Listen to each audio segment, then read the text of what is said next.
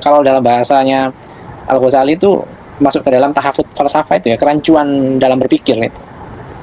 Jadi di situ ya, kalau saya mungkin lebih ke situ, melihat fenomena-fenomena itu harus kembali lagi pada esensi pengetahuan kita sebagai masyarakat, begitu.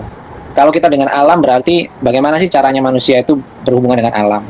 Kalau Anda baca Serat Centini ya, kalau sampean baca Serat Centini nih Gus ya, di Serat Centini itu ada salah satu ada salah satu kalimat yang mengatakan di salah satu agama apa gitu, saya lupa ya, agama Wisnu atau agama apa itu. Bahkan aturannya itu sampai aturan lingkungannya itu sampai kayak gini, sampai kalau ada tanah yang berbentuk seperti punggung kebo misalnya, atau ada tanah yang berbentuk seperti kelamin perempuan, itu jangan sampai dijadiin sawah. Etika lingkungannya sampai sedetail itu. Yang pasti secara norma agama maupun norma-norma hukum yang sudah tertulis, kegiatan tambang di Raja Ampat ini sudah menyalahi norma, ya kan? Ya, MUI sudah undang-undang. Menyalahi undang-undang. MUI sudah mengeluarkan fatwa, PBNU juga mengeluarkan slogannya merawat jagat membangun peradaban. Lalu apalagi kan gitu. Tentu dengan kritik yang kita sampaikan oleh influencer dan teman-teman kita itu harusnya bisa jadi pertimbangan oleh para elit. Janganlah anti kritik, janganlah otoriter gitu. Telinga juga lebar-lebar. Janganlah kita dikatain wahabi lingkungan. Kita ini tulus kok. Kita ini ingin lingkungan kita ini steril, lingkungan kita ini baik-baik saja. Kita itu bukan untuk kita saja gitu kan Gus. Kita itu untuk anak kita, cucu kita, dan generasi kita selanjutnya. Itu yang harus kita pikirkan. Jangan hanya kepentingan segelintir orang direnggutlah itu semua, kan tentu nggak adil, bahkan dolim ya ini.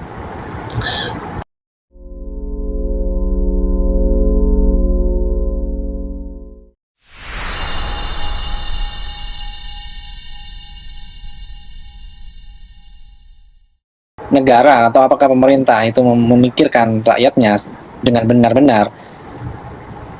Jawabannya bisa iya, bisa tidak.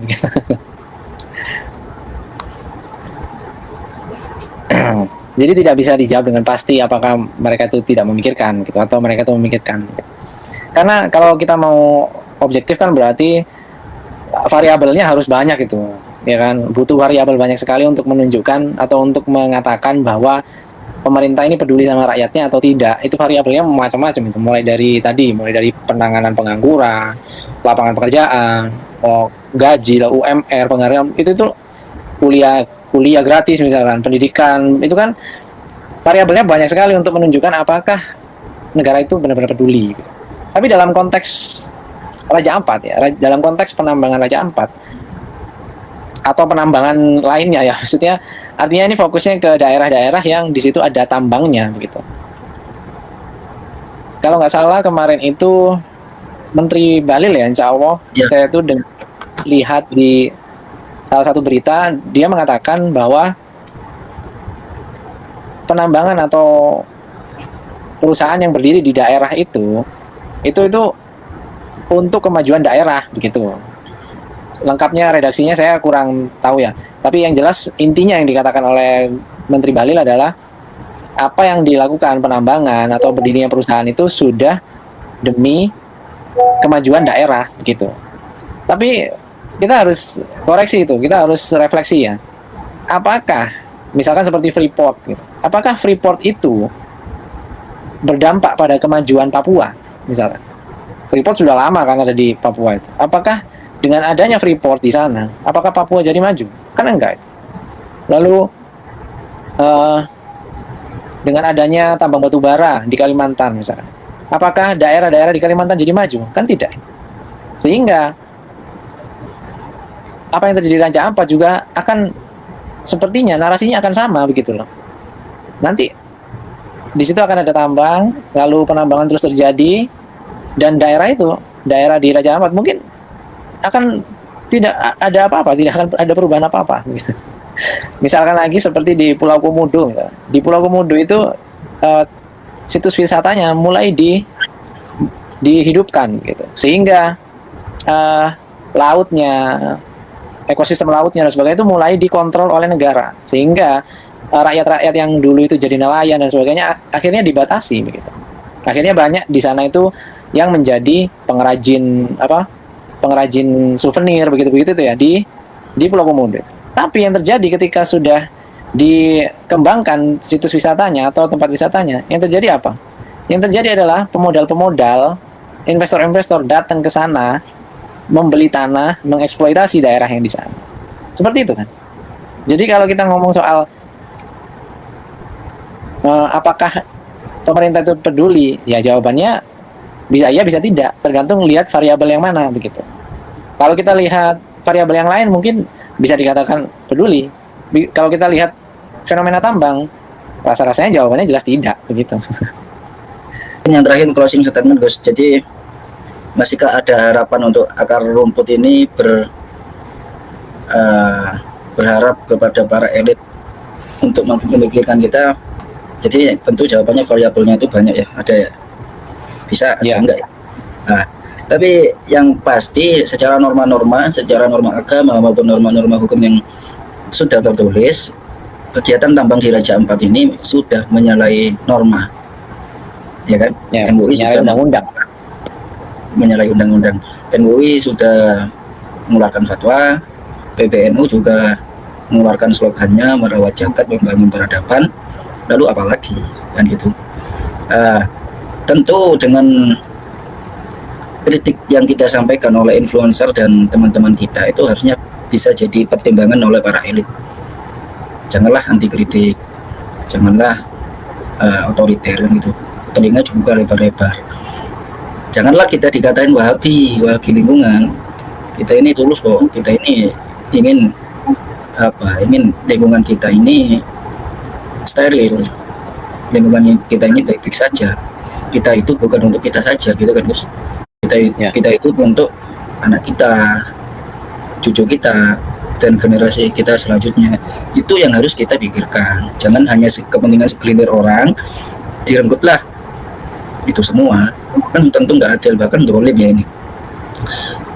Untuk terakhir ini kita sudah 1,5 jam Gus, nggak terasa ya ini kita. Ya untuk yang terakhir monggo closing statementnya, dan juga kita akan akhiri podcast kali ini Gus, monggo. Saya mungkin akan kembali ke pernyataan saya tadi ya, di tengah-tengah tadi, bahwa yang perlu kita lakukan ya dalam merespon banyak fenomena yang terjadi di Indonesia belakangan ini, apapun itu, kita harus mengoreksinya atau mengevaluasinya itu secara reflektif etis ya. Artinya ketika terjadi kegagalan etik atau kegagalan etika atau kegagalan penerapan etik, maka yang perlu dipertanyakan adalah nilai yang diyakini dalam melakukan hal itu, seperti itu. Sehingga yang terjadi bukan hanya memperbaiki perilaku. Kalau misalkan kita bilang orang tobat kan memperbaiki perilaku. Orang tobat kan memperbaiki perilaku, tapi tidak mempertanyakan apakah yang dia yakini itu sudah benar. Soalnya kebanyakan orang tobat itu biasanya akan mengulangi lagi kesalahannya.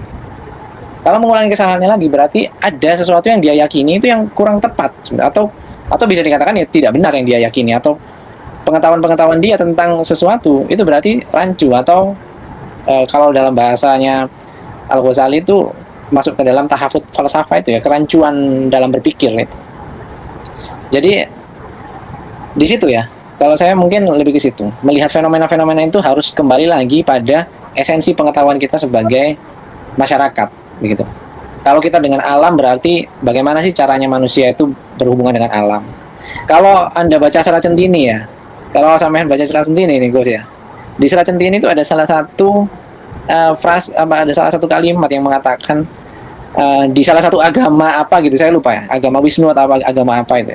Bahkan aturannya itu aturan lingkungannya itu sampai kayak gini, sampai kalau ada tanah yang berbentuk seperti punggung kebo misalnya, atau ada tanah yang berbentuk seperti kelamin perempuan, itu jangan sampai dijadiin sawah. Etika lingkungannya sampai sedetail itu.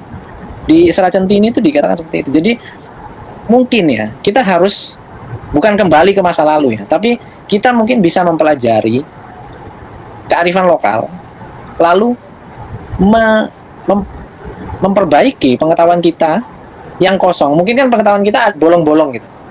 Pengetahuan kita mungkin ada yang bolong, oh ini kurang, tapi kita nggak tahu, nggak menambal itu. Sehingga ketika diterapkan, akhirnya buang sampah sembarangan, akhirnya oke, rakyat dilarang menggunakan plastik, kresek nggak boleh, tapi kok pabrik plastik tetap produksi, misalnya. Itu kan rancu itu, ya kan? Di bawah nggak boleh pakai plastik, tapi di atas tetap produksi terus.